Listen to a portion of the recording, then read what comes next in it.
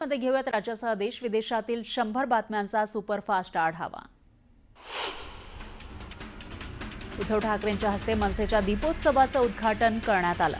राज ठाकरे आणि उद्धव ठाकरेंची सहकुटुंब दिवाळी साजरी झालेली आहे। शिवसेना मनसेचं दिवाळीच्या शुभ मुहूर्तावर मनोमिलन झाल्याचं दिसून आलं। एकाच कारमधून उद्धव ठाकरे आणि राज ठाकरेंनी प्रवास केला। स्टेअरिंग राज ठाकरेंच्या हाती तर दुसऱ्या कारमध्ये अमित ठाकरेंचे सारथी आदित्य ठाकरे झाले।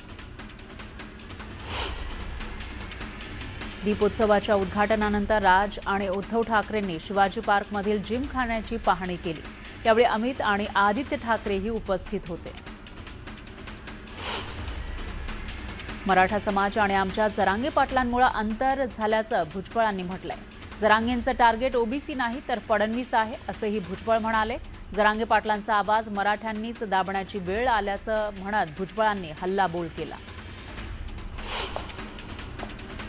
जीआर रद्द करण्याची खोड भुजबळांनी काढू नये। आमच्या मुळावर उठला तर ताकद दाखवून देण्याचा इशारा जरांगेंनी दिला। तर बीडमध्ये दहशत माजवण्यासाठी सभा घेतल्याचं म्हणत जरांगेंनी भुजबळांवर पलटवार केला।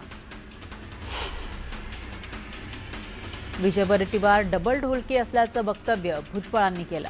मराठा समाजाला ओबीसीमधून आरक्षण देण्याची मागणी केल्याचा व्हिडिओ दाखवत भुजबळांनी भर सभेत वडेट्टीवारांवर टीका केली। विखे आला आणि सर्व महाराष्ट्रामध्ये विखार पसरवून गेल्याचं भुजबळांनी म्हटलंय। गेला तर गेला पण जीआर काढला असं म्हणत छगन भुजबळांनी विखे पाटलांवर जोरदार टीका केली। मराठा समाजाला ओबीसीमध्ये घालण्याचा प्रकार असल्याचं लक्ष्मण हाकेंनी म्हटलं। ओबीसी आरक्षणाच्या अन्नात माती टाकण्याचं काम सरकारनं केलंय अशी टीका हाकेंनी केली। अहिल्यानगरच्या राहुरी मतदारसंघाचे आमदार शिवाजीराव कर्डिले यांचं निधन झालंय। बुऱ्हाणपूर इथल्या निवासस्थानी त्यांच्या पार्थिवावर अंत्यसंस्कार करण्यात आले। यावेळी मोठ्या संख्येनं विविध पक्षाचे नेते उपस्थित होते।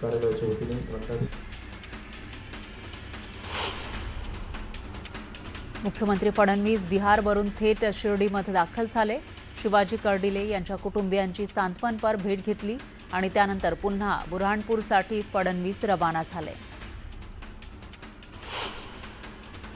सोलापूर जिल्ह्यातील राजन पाटील, यशवंत माने, दिलीप माने भाजपमध्ये पक्षप्रवेश करणार आहेत। देवेंद्र फडणवीस यांच्या उपस्थितीमध्ये हा पक्षप्रवेश होण्याची शक्यता आहे।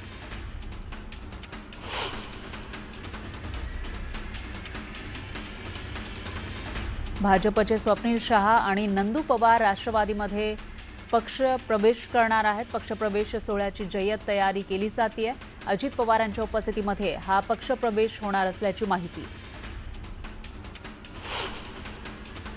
डहाणूमध्ये राष्ट्रवादीचा कार्यकर्ता मेळाव्याचं आयोजन करण्यात आलं होतं। यावेळी ठाकरेंच्या शिवसेनेच्या आणि काँग्रेसच्या पदाधिकाऱ्यांनी राष्ट्रवादीमध्ये पक्षप्रवेश केला।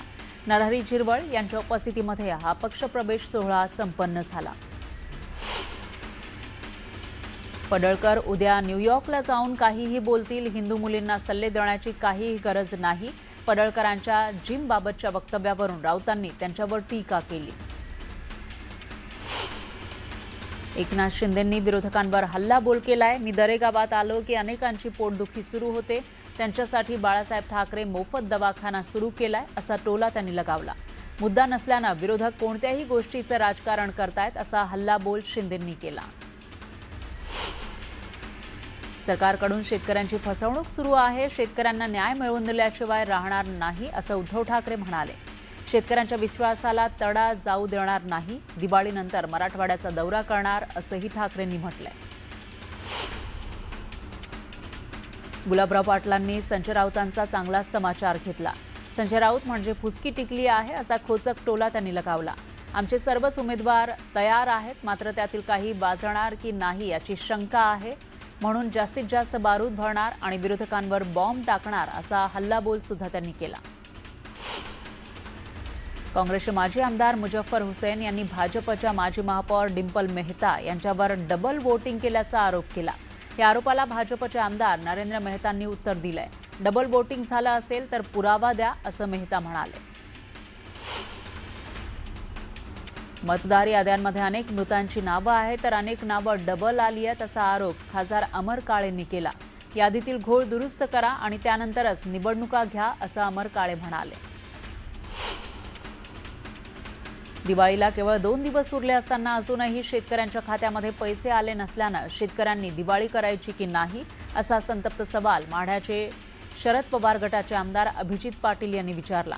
पूरग्रस्त शेतकऱ्यांसाठी सरकारची 32,000 कोटींची घोषणा हवेतच आहे का, असा सवालही आमदार पाटील यांनी उपस्थित केला. अलिबागच्या कुरुळमध्ये आदर्शन ग्रामसेवक पुरस्काराचं आयोजन करण्यात आलं होतं. या पुरस्कार सोहळ्यात शिवसेनेचे आमदार महेंद्र दळवी आणि मंत्री अदिती तटकरे एकाच मंचावर आले. यावेळी अनेकांच्या भुवया उंचावल्या.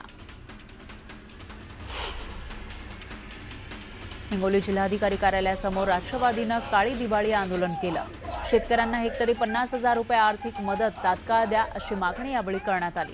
तर शेतकऱ्यांना तातडीनं कर्जमाफी देण्याची ही मागणी केली. नांदेडमध्ये शेतकऱ्यांनी विविध मागण्यांसाठी मोर्चा काढला होता. शेतकरी नेते रविकांत तुपकर यांच्या नेतृत्वात हा मोर्चा काढण्यात आला.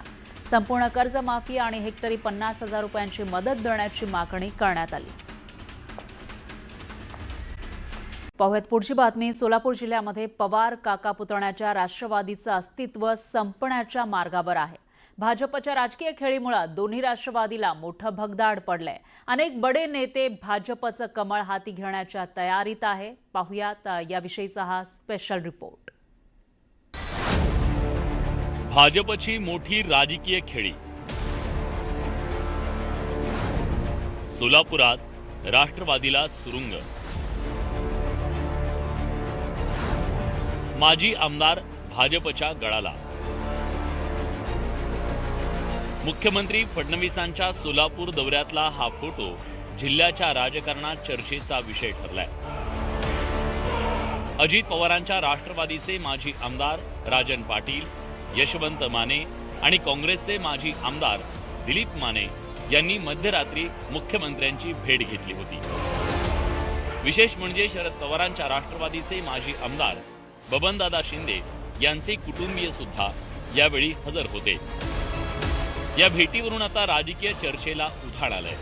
पवार काका पुतण्याच्या पक्षातल्या माजी आमदारांना भाजपनं गळाला लावल्याचं बोललं जात आहे. आम्ही सगळा निर्णय घेतला की कार्यकर्ता मुख्यमंत्र्यांनी सांगितलं की माझं सहकार्य राहील, माझा पाठिंबा राहील. आपण कुठल्याही गोष्टीची अडचण आली तर पालकमंत्री सचिन दादा सोडवतील आणि त्याच्या पूर्ण काय अडचण आली तर मी आहे तुमच्याबरोबर, असं आम्हाला आश्वासन दिलं. आम्ही आता कार्यकर्त्याची सल्लामत करू. त्यानंतर काय जे निर्णय घेतील, जी कार्यकर्त्याची जे मनात आहे ते आम्ही माननीय मुख्यमंत्र्यांना सांगायचा निर्णय झाला. राजन पाटील हे मोहोळचे माजी आमदार असून सहकार महामंडळावर अजित पवारांनी त्यांची वर्णी लावली आहे.